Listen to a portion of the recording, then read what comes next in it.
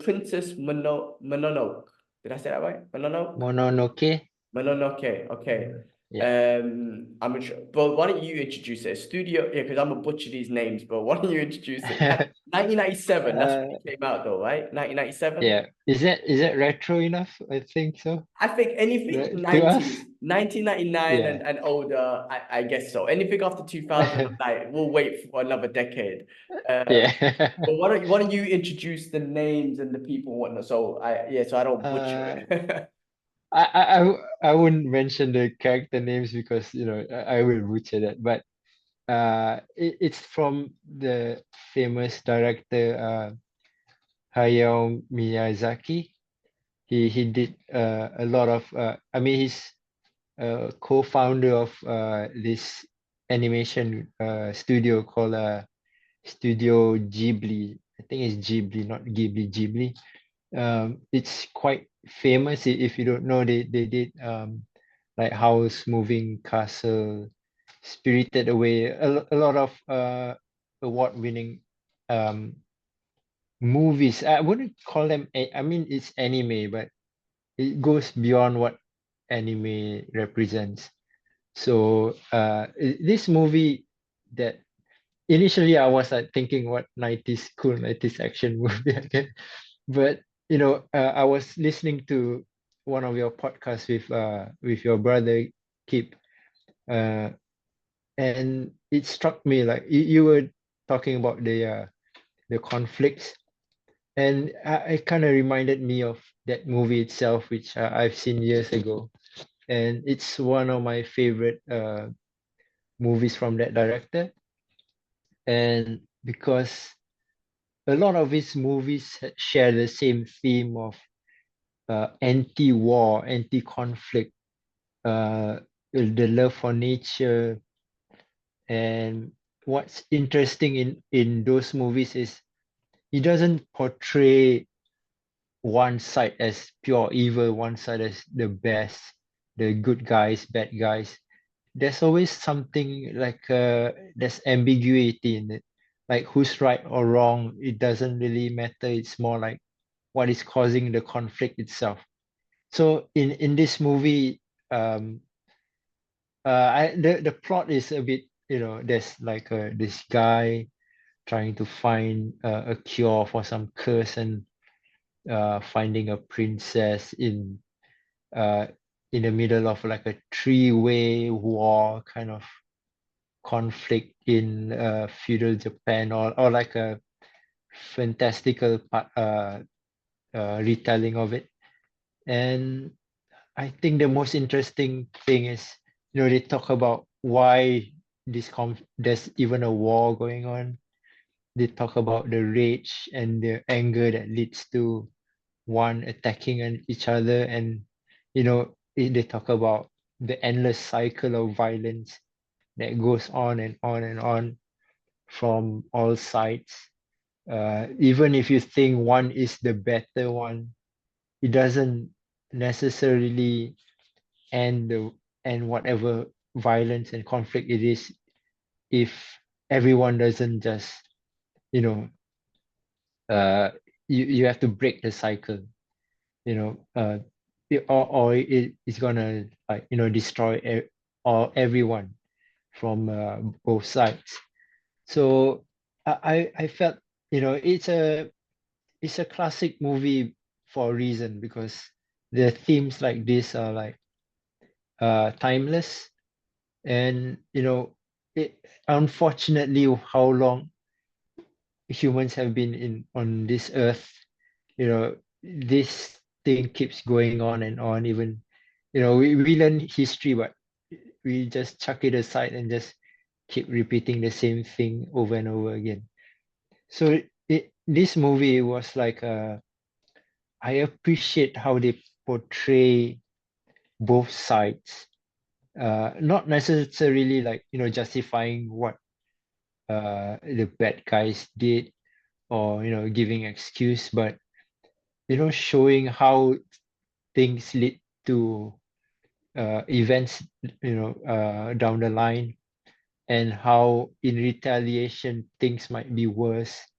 And then also comes into play. He kind of the director kind of detests like modern machinations of war, like guns and bullets and things that are made to destroy one another. And the ultimate force is nature itself. And he's I wouldn't it's like an appreciation of going back to nature, like planting trees and the the spirit or the forest kind of character. It's all echoes through a lot of his movies like this, different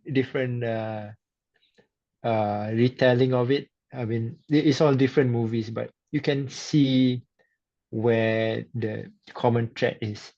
So yeah, this is my favorite movie. What do you think about it? I know it's like a kind of left field for you, but I was just curious how someone who hasn't watched it and watch it now with fresh eyes at this decade. How do you think about it? Yeah, no, I mean, look, first of all, thanks for recommending it for me. And it was good to watch something that I've never seen before. And I had to confirm with you. I'm like, bro, I just want to confirm it's an anime, right? It's Yeah, not it's, a and yeah. so I didn't want to. I don't know how to answer. Is this an anime? Yeah, yeah, it's an anime. yeah, okay. But I guess in my head I was thinking it was like a live action movie and whatnot. But I listen, I appreciate it for like everything that you said, and also what you said kind of opened my eyes to the movie more and what it was trying to tell. But I straight away saw like elements of what you mentioned, like based on conflicts and both sides thinking they're right. That dude, I can't remember his name, the main guy, he did seem almost like the peacemaker, the one that saw both Yeah, sides, because each side doesn't see the other person's side, but he was the one that yeah, saw both sides and was able to try and make some peace or trying to get peace between them or whatnot. Um, and I thought that was really interesting as well. I did like the animation, and obviously all of that stuff was amazing. I did see elements of like Last Samurai, that movie, like you mentioned yeah, the women. I can't remember her name, but the main general woman. yeah, They were even evolving with the rifles and whatnot to fight some of the other armies, which kind of reminded me of the Last Samurai and evolving in weaponry, and those yeah, weaponaries when you're evolving with weaponry, it's always it's not a positive thing, right? Like yeah, evolving in I don't know, say technology, okay, there could be positive things about that. But when you're evolving and trying to say we're evolving as a civilization because we have higher tech weaponry, that's not really that's evolving for war. That's evolving for occupation. That's evolving for killing. That's evolving. It's not, you know what I mean? yeah, You don't make a gun to, oh, we've evolved in the world. Like it shows evolution in technology, but that is evil. It's evil evolution. Nobody builds a gun for peace. It's always yeah, for war and whatnot. So I definitely saw that element of it as well. But yeah, no, I really enjoyed it. I wanted to make an effort to watch it. I wanted to make an effort to, because I know we're going to discuss it. And I really wanted to take an effort to like really concentrate on it rather than sometimes what happens, I leave movies on in the background and get on my phone and yeah. shit. So I made sure It's kind I of a long kind of movie yeah, that I made sometimes sure you I kind of made watch it in one go. Yeah, but exactly. I made time for this is what yeah, I'm saying. Like I made time every day to watch 30 minutes, 45 minutes, 15 minutes, but to be like put the phone away and just sit there and watch it and whatnot. And I definitely mm, appreciate it. And even the part with the nature. I mean, that girl who the princess Mononoke, if I'm saying yeah, it right. She was human, but she was brought up by nature. But even being a human, she detested human because of the way the humans were treating the forest animals and whatnot, and yeah, the nature and everything. Considering being a human, that she couldn't see their side of the story, and then same with the other side, they saw her as a threat, and she's a human as well. So it just goes to show, like whether you're fighting nature or whatnot, you're always your enemy, like it's always like you never see their perspective. You're just gonna see them as the bad guy. the You're gonna enemy. see them the Yeah, enemy, and you just don't put anything, and you don't put anything relatable to them. Or there might be a mother, there might be a daughter, there might have be a son or whatever it is. They're just enemies. So you dehumanize them immediately. And I feel like she was dehumanized. And you see it in the conflict now, like they're calling them human animals and all that sort of stuff. And I think this was a great, not great, but this was a portrayal of that. They saw her as one of the animals, like not as a Yeah. human. And that's why they were just trying to take her out and whatnot. I no, I thought it was really good. I don't know if I've seen any of these movies before. And I'll be honest with you, with anime, I was the 80s, so I watched Fist of the North Star, which is my favorite anime of Yeah. all times. The movie, the show was great, but the movie itself.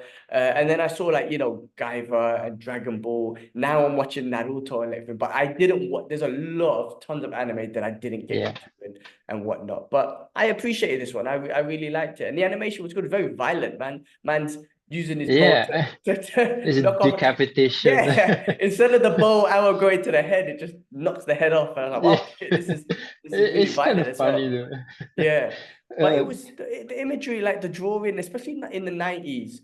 There's something different about it. Like me and yeah. Kips were talking about it with old school movies in general, right?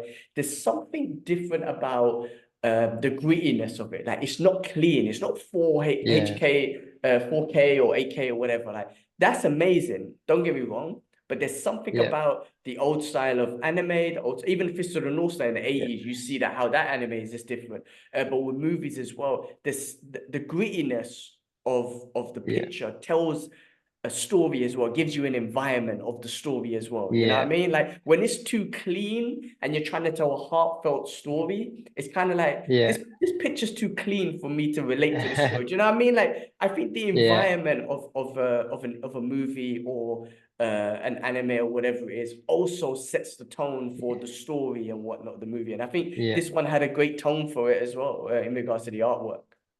Yeah, you can almost see the brush strokes of the artist doing it. I know his studio is notorious for like kind of working hard and pushing their workers. I think there's a documentary about him and the studio itself, and he's really like a perfectionist when it comes to it. So he's also famous for like I don't know, somebody brought up something about 3D or they say it's about AI, but I don't think at that time AI was there. But he was kind of like asking then where's the humanity in it, like in AI or 3D, like where's the human brushstroke, where's the artistic expression in it. So he kind of hits on it. He's like a tough boss. It's kind of interesting documentary if you look at it. So, but it translates well into his movies. You can see like uh I like to observe background characters. They are not even the center of the picture. You can see even like a small little, just movements where it's animated. I really tried animating like a 15-second clip, and it took me about more than a month to do that. And it's crazy. I don't know how they do it like over there, but yeah, I appreciate the technical part of all the anime movies, especially his movies. And even the background, painted background, static ones are like really beautiful. The choice of colors, the choice of brush strokes. There's a unique look to all his movies. I think people try to replicate it, like the color of the sky, the color of the green. There's some blue tinge to it. It's very it's there's a choice made in every brushstroke, I would say. So it's not generic at all. So yeah, I'm glad that you see what you kind of get from what he's trying to say, which what I'm trying to like convey also, like through my storytelling, because like I said, he's part of my inspiration. So whatever I draw, it tends to be looked at like something flowing like his movies, like in animated form. So I mean not literally animated, but that's what I try to draw. So yeah, I like this movie the best, but I hope you check out his other movies too. There's really good stuff there, like Howl's Moving Castle. It also deals with war, and that's much more kind of direct when it comes to, you know, uh, he's he really hates modern machine that like like you said, it's not evolution in humans. Like it's meant to kill other humans faster or more efficient. Then that's a bit messed up. So yeah, his other movies also deals with it. I know there's a lot of in his catalog, but you pick like some of the best ones. Yeah, maybe I can send you, or I I was forgot gonna which one. I was gonna say that Yeah, if you could recommend it, I'll definitely try and take some time to check them yeah, out. yeah, Yeah. yeah, Awesome. yeah. Some are fun. Some are really fun ones. Like Spirited Away is it deals with this girl in a village full of spirits. That's kind of fun. And House Moving Castle is a bit I no there's a castle in the sky. That's one. It deals with machines of war. That's a bit sad. A bit violent. The Princess Mononoke one is I think it's a good mix. That's why I chose that one. Awesome. Well, I'm glad you did, man. And again, I really enjoyed it. And for anyone who hasn't seen it, check it out. It's just a great story, great animation, and there's a lot of deep thoughts behind it. Hey, if you enjoyed that clip, check the description for the full podcast episode. And while you're at it, show some love and click that subscribe and like button.